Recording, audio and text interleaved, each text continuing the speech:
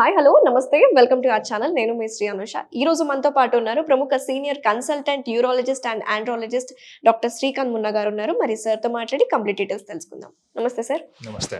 Sir, ఈ రోజుల్లో ఆడవాళ్ళకి తుమ్మినా దగ్గినా యూరిన్ అనేది లీక్ అయిపోతూ ఉంటుంది. అండ్ ఎక్కడికన్నా పార్టీస్కి వెళ్ళాలన్నా కూడా ఇబ్బంది పడిపోతూ ఉంటారు. దానివల్ల ఏమవుతుందంటే వాళ్ళకి సెల్ఫ్ కాన్ఫిడెన్స్ అనేది బయటికి ఎక్కడికి వెళ్ళినా సరే గట్టిగా మాట్లాడినా సరే యూరిన్ అనేది లీక్ అయిపోతూ ఉంటుంది. సెల్ఫ్ కాన్ఫిడెన్స్ పోతుంది, ఎవరితో చెప్పుకోలేరు. సో ఒక సోషల్ గ్యాదరింగ్కి వెళ్ళినా సరే భయపడిపోతూ ఉంటారు. సో ఈ ప్రాబ్లమ్ని అడ్రస్ చేయాలంటే దీనికి రీజన్స్ ఏంటి, ఎందుకు వస్తుంది? సో ఈ యూరిన్ లీక్ అవ్వటం అనేది లేడీస్లో ఎస్పెషల్లీ మనం మాట్లాడుకున్నట్లయితే స్ట్రెస్ ఇన్కాంటినెన్స్ అనేది ఒక మేజర్ ప్రాబ్లం. ఓకే. అంత కామన్గా కూడా రాదు. ఇందులో రెండు రకాలు ఉంటాయి. ఇన్కాంటినెన్స్, యూరిన్ లీక్ అవ్వటం అనేది 2 ప్యాటర్న్స్లో ఉంటుంది. అర్జ్ ఇన్కాంటినెన్స్ అంటే యూరిన్ వచ్చినప్పుడు ఆపుకోలేని పరిస్థితి, బాత్రూమ్కి తొందరగా పరిగెత్తడం. ఇది సహజంగా ఒక ఏజ్ వచ్చినాక ఇలాంటి కంప్లైంట్స్ చూస్తూ ఉంటాం. మరి యంగ్ ఏజ్లో ఐ మీన్ 30s 40sలో వచ్చిన వాళ్ళకి ఏంటి మరి ఇది? అర్జ్ ఇన్కాంటినెన్స్ అనేది జనరల్లీ ఏజ్ రిలేటెడ్ కాదు. అది యూటీఐ అంటే యూరినరీ ట్రాక్ట్ ఇన్ఫెక్షన్స్ కానివ్వండి. ఓకే. యంగ్ ఫీమేల్స్లో అయితే జనరల్లీ హనీమూన్ సిస్టైటిస్ అంటాం. అంటే సెక్షువల్ ఎక్స్పోజర్ ఉన్నప్పుడు కానివ్వండి, సెక్షువల్లీ ట్రాన్స్మిటెడ్ డిసీజెస్ వల్ల కానివ్వండి, ఈ యూరినరీ ట్రాక్ట్ ఇన్ఫెక్షన్ కానివ్వండి, స్టోన్స్ కానివ్వండి, లేదా ఓవర్ యాక్టివ్ బ్లాడర్ అంటే మూత్రం సంచి ఎక్కువ సార్లు కాంట్రాక్ట్ అవ్వటం వల్ల ఉండే ఒక న్యూరలాజికల్ ప్రాబ్లం వల్ల ఉండే అవకాశం ఉంటుంది. దీన్ని అర్జ్ ఇన్కాంటినెన్స్ అంటాం. సెకండ్ ప్యాటర్న్ వచ్చేసి స్ట్రెస్ ఇన్కాంటినెన్స్. మీరు అన్నట్లు కూర్చొని లెగుస్తున్నా, దగ్గినా తుమ్మినా ఇప్పుడు లీక్ అవ్వటము అనేది స్ట్రెస్ ఇన్కాంటినెన్స్. వీళ్ళకి అర్జెన్సీ ఉండొచ్చు, ఉండకపోవచ్చు. జనరల్లీ ఉండదు.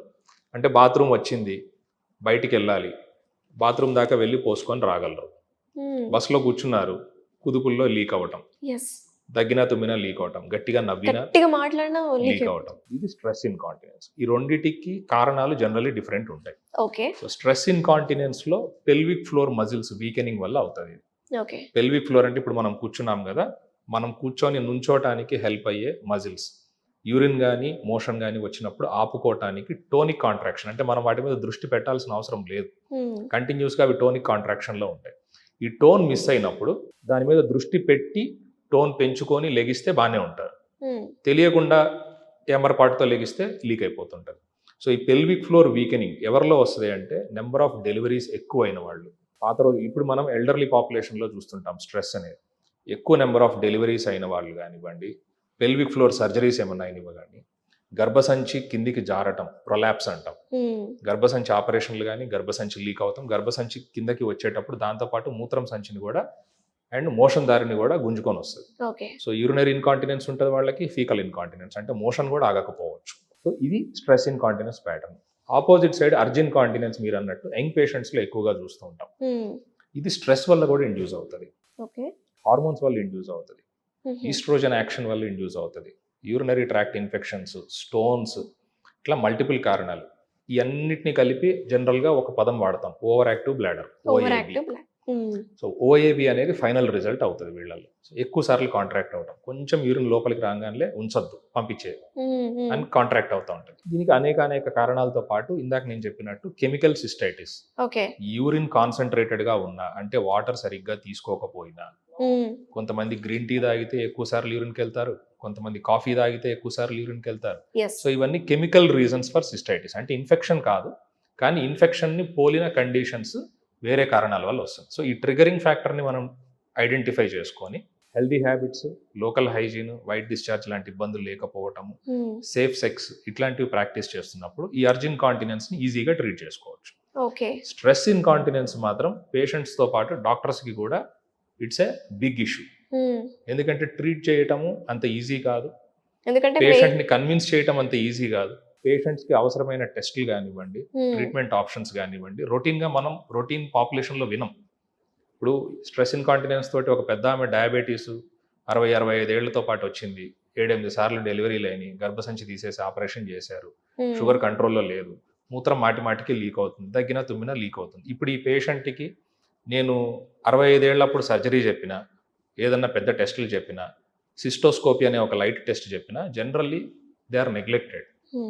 అంటే ఒక రకంగా ఎంత మంచి ఫ్యామిలీస్లో మనం తీసుకున్నా కానీ ఇప్పుడు యంగ్స్టర్స్ అంటే ఎవరైతే కుటుంబాన్ని నడుపుతున్నారో వాళ్ళు సెలవు పెట్టి వాళ్ళ తల్లిని తీసుకొని రావటం కానివ్వండి, వాళ్ళ బామ్మని తీసుకొని రావటం కష్టమైన విషయం. అవును. And ladies are most neglected in our country. మీరు ఒప్పుకున్నా ఒప్పుకోకపోయినా we have to accept this. So వాళ్ళు కూడా బయటికి వచ్చి ఈ ప్రాబ్లమ్ని చెప్పుకోలేని పరిస్థితి మేజర్ కాంపోనెంట్ ఇందులో. వచ్చినా ఒకసారి వాళ్ళ కొడుకు పడే ఇబ్బంది, సెలవు పెట్టి ఇన్ని రోజులైంది ఫోన్లో మాట్లాడతా మందులు ఖర్చు పెడుతున్నాడంటే ఇన్నేళ్ళు ఉన్నాను, ఇంకొక 4-5 ఏళ్ళు ఉంటే పోతుందిలే అని వదిలేస్తూ ఉంటాను. ఫాలోఅప్స్కి రావాలన్నా కూడా ఇబ్బంది, ఏమన్నా ఉంటే కూడా ఫోన్లోనే మెడిసిన్స్ చెప్పండి మేము చేసుకుంటాం అంటూ ఉంటున్నారు. సో స్ట్రెస్ ఇన్కాంటినెన్స్కి జనరల్లీ అందుకే పేషెంట్ ఫ్యాక్టర్స్ని బట్టి టైలర్డ్ ట్రీట్మెంట్ తీసుకోవాలి. అందరికీ ఒకే ట్రీట్మెంట్ ఉండదు. ఓకే, టైలర్డ్ ట్రీట్మెంట్ అంటే మీరు చేసే పని ఏంటి, మీ డైలీ డే టు డేలో మీరు ఎంత టైం నడుస్తారు, ఎంత టైం పడుకుంటారు, వర్కింగా నాన్ వర్కింగా, షుగర్ ఉన్నదా, ఇంకేమన్నా కంప్లైంట్స్ ఉన్నాయా, గర్భసంచి ఉన్నదా, ఆల్రెడీ తీసేసి ఆపరేషన్ అయ్యిందా, వీటన్నిటిని బట్టి బేస్ చేసుకొని మనం డెసిషన్ తీసుకోవాలి. ఓకే. సో ఈ ప్రాసెస్లో కొన్ని టెస్టులు చేయటము, అవసరమైతే సిస్టోస్కోపీ అంటాం, అంటే మూత్రం దారిలో కానివ్వండి, మానదారిలో కానివ్వండి, hysteroscopy or cystoscopy, vaginoscopy, whatever it is, correlate చేసుకొని ఈ ఎనాటమీని మనం రీబిల్డ్ చేయాలి. అంటే పేషెంట్ ఎనాటమీ ఎలా ఉంది, ఇట్లా ఉండాల్సిన ఫైబర్స్ లూజ్ ఉన్నాయా, ఉండాల్సిన ప్లేస్లో గర్భసంచి కిందికి జారిందా, మూత్రం సంచి కిందికి జారిందా, మూత్రం సంచికి మూత్రం దారికి యాంగులేషన్ ఎలా ఉంది. ఓకే. సో దగ్గిన తుమ్మిన ఆ యాంగిల్ యాక్చువల్లీ లిఫ్ట్ అవ్వాలి. It's a lever mechanism. దగ్గినప్పుడు పెల్విక్ ఫ్లోర్ లిఫ్ట్ అవ్వాలి ఇట్లాగా. అది లిఫ్ట్ అవ్వనప్పుడు మూత్రం సంచి మీద ట్రాన్స్మిట్ అయిన కడుపులో ఉన్న ప్రెషర్ మూత్రం దారి లోపల నుంచి యూరిన్ బయటికి లీక్ అయిపోయేలా చేస్తుంది. ఈ స్లింగ్ మెకానిజంని మనం రీబిల్డ్ చేయాల్సిన అవసరం రావచ్చు. అది ఎక్సర్సైజెస్తో అవ్వచ్చు, కొంతమందికి బ్లాడర్ రిలాక్సెంట్స్ మందులతో అవ్వచ్చు, కొంతమందికి సర్జరీస్ చేయాల్సిన అవసరం రావచ్చు. సో ఓవరాల్గా ఈ ప్రాబ్లం ఉన్న వాళ్ళు, అంటే ఒక ఏజ్ వయసు పైబడిన వాళ్ళు కాకుండా మిడిల్ ఏజ్ వాళ్ళకి మీరు ఇచ్చే సజెషన్స్ ఏంటి, వాళ్ళు తీసుకోవాల్సిన జాగ్రత్తలు ఏంటి? కీగిల్స్ ఎక్సర్సైజెస్ సింపుల్గా ఇంట్లో ఉండి ఈ ప్రాబ్లం మీకు ఫ్యూచర్లో రాకూడదు.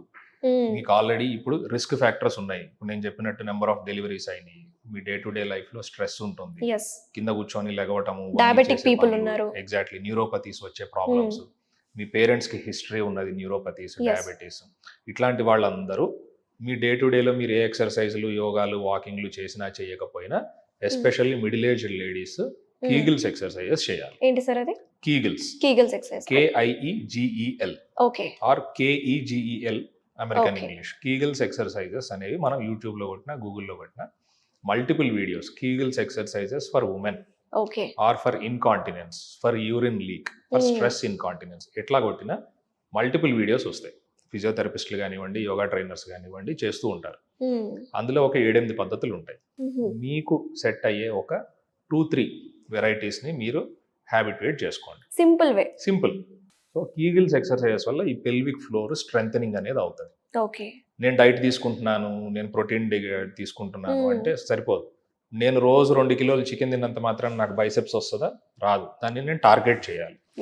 బైసెప్స్ ఎక్సర్సైజెస్ చేస్తేనే వస్తుంది. So healthy habits, healthy food వల్ల స్ట్రెంగ్త్ రాదు.